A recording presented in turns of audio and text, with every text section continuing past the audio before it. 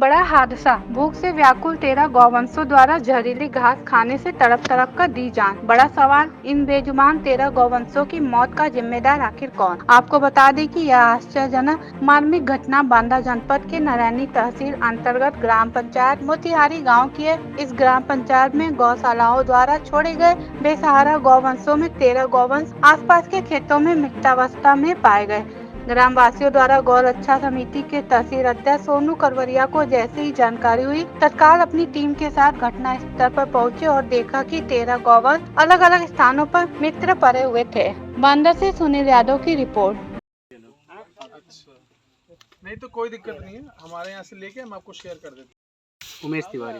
ये बताइए क्या घटना हो गई, कौन से ग्राम पंचायत? जी, मैं विश्व हिंदू गौ रक्षा समिति से ब्लॉक अध्यक्ष हूँ और इस ग्राम तिवारी का मुझे एक खबर मिली आज सुबह लगभग 7 बजे कि यहाँ पर 10 से 15 गौवंश जो हैं वो मृत हो गए हैं, किसी गाड़ी या किसी के द्वारा मारवा दिया गया है। तो मैंने क्या किया कि मैंने ये चीज़ें जो तहसील अध्यक्ष हैं अपने सोनू करवरिया जी उनको अवगत कराया और उनके साथ मैं तत्काल यहाँ पर आया।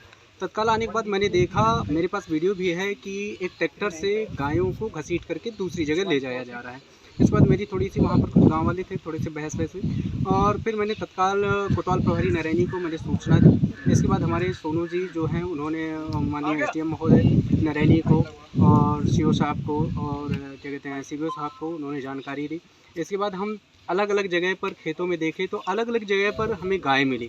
उन गायों में क्या है कि स्केचिंग मतलब सभी गायें घसीटी जाकर मतलब गई हैं, उनको ट्रैक्टर के द्वारा घसीट कर अन्य अन्य स्थानों में ले जाया गया है।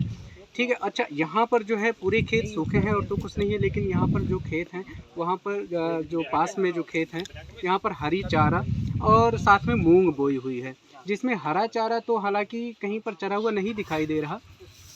बाकी पोस्टमार्टम में तो डॉक्टर साहब किए हैं, सब संबंधित अधिकारी जो भी हैं दिख रहा है, ये दिखने इन्हीं के बाद। तो क्या लगता है गौवंशों को कारण? जो संबंधित अधिकारी हैं डॉक्टर साहब ने पोस्टमार्टम किया, अब क्या रिपोर्ट आती है ये वही बता सकते हैं। ठीक है, हमारे साथ जब हम यहाँ पर आए मौके पर जो यथास्थिति हमने देखा वो चीज़ हमने अवगत करा दी। जैसे घसीटा गया है तो क्या उस पे जिस तरह से ट्रैक्टर द्वारा घसीटा गया है ये तो बहुत जघन्य अपराध है। बिल्कुल जघन्य। अगर आपको ऐसी कोई थी चारा में फूड पॉइजनिंग जैसे बताया गया, तो जैसे एक साथ तो पशु मालिक को या यहाँ पर गांव में देखे या गांव प्रधान है तो किसी न किसी के पास जब हम लोगों तक सूचना पहुँच गई तो उनके पास भी सूचना पहुँची होगी। उनको क्या करना चाहिए था, उनको संबंधित अधिकारी को अवगत कराना चाहिए था कि ऐसी चीज़ें हो रही है, मतलब कई दिन से गाय मर रही है। क्योंकि 2-3 गाय ऐसी हैं जो एक हफ्ते पहले से की मरी हुई हैं और कुछ ऐसी गाय हैं जो अभी कल की मरी हुई हैं। तो अगर ऐसा है तो कहते जो प्रशासन है उसको अवगत कराना चाहिए। तो क्या लगता है प्रशासन अपनी कार्रवाई करता? क्या लगता है कौन जिम्मेदार? ये तो हमारे ऐसा क्या लगता है जिम्मेदार? क्या जिम्मेदार है अब यहाँ पर प्रशासन तय करेगा। यहाँ पर संबंधित अधिकारी आए हुए हैं, जांच टीम आई हुई है, जांच कर रहे हैं। SDM महोदय तुरंत आए। हाँ, ये कहना चाहूँगा कोतवाली प्रभारी हमारे कॉल से सभी लोगों ने तुरंत एक्शन लिया। क्या चाहते हैं हम यही चाहते हैं कि इस पर अगर किसी ने गायों को मारा है किसी उसके तहत तो उस पर कार्रवाई हो। अगर ऐसा नहीं है, वास्तव में फूड पॉइजनिंग के तहत अगर गाय मरी हुई हैं, ठीक है, तो क्या कहते हैं कि ऐसा कोशिश करना चाहिए कि मतलब क्योंकि हो सकता है कि जानकारी के अभाव में जैसा कि डॉक्टर साहब बता रहे थे कि गर्मी के समय में जो सूखा चारा है इसको खा लेने से भी गौवंशों की मृत्यु हो जाती है। तो इस चीज़ का आगे से ध्यान रखना चाहिए कि इस तरीके से कोई लापरवाही ना हो और जिससे गौवंश की मृत्यु हो। कंवर जी, मेरा नाम है सोनू करवरिया, मैं विश्व हिंदू महासंघ गौ रक्षा समिति तहसील अध्यक्ष हूँ। क्या मामला हो गया था, किस ग्राम पंचायत? आज हमें सुबह जानकारी हुई कि यहाँ पे लगभग 13 गौवंश मृत पाए गए हैं। जैसे हमको सूचना मिली तैसे ही हमने जो अपने ब्लॉक अध्यक्ष हैं उमेश कुमार तिवारी जी को लेके मैं तुरंत मौके पर आया, तो जिसपे हमको एक गौवंश को घसीटते हुए दूसरी जगह पर शिफ्ट किया जा रहा था और 4 गौवंश एक जगह मिले हैं, 8 गौवंश एक मिले हुए हैं।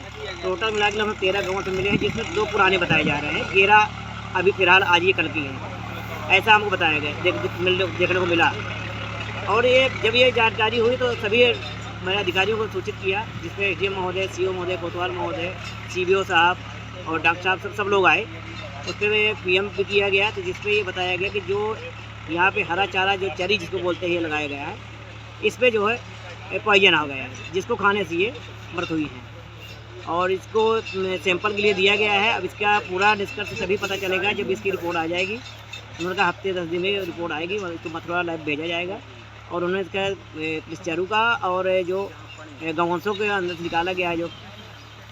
पशु विभाग से भी चरू बोया जाता है जी जी गौओं को खिलाने के लिए। जो ये तो पूरे ज़िले की ऐसी, अगर इस तरह चरू में ऐसी समस्या आ जाएगी तो पूरे ज़िले की समस्या है। तो ये पशुधन विभाग को ये तो फिर इनको हर जगह सूचित कराना पड़ेगा कि अगर जैसे मान लीजिए चारू बोई गई है तो उस पर बराबर पानी मिले। अगर ये पानी नहीं मिलता बताते हैं तभी इस पर पॉइजन हो जाता है। इसके लिए इनको हर जगह जागरूक करना पड़ेगा कि इनको हमेशा इसमें पानी भरा रहे और यह फिर बरसात के ही बाद ही इसका उपयोग किया जा सकता है। गर्मियों में उपयोग करना ये खतरे से बाहर है, खतरा है इसमें, ऐसा उन्होंने बताया गया कि ऐसे करना पड़ेगा। और कारण वही है कि स्वेट पॉइजन की वजह से हाँ बताया यही गया है, उन्होंने संभावना बताई। अब उसके बाद पूरी जानकारी जब आएगी जब रिपोर्ट आएगी। इस तरह में क्या चाहते हैं? अगर इस पे हम यही चाहते हैं कि अगर इसे हुआ है तो कोई बात नहीं है। अगर इसके मृत होने का कारण कोई और है तो अगर जो दोषी होगा उस पर कार्रवाई की जाए।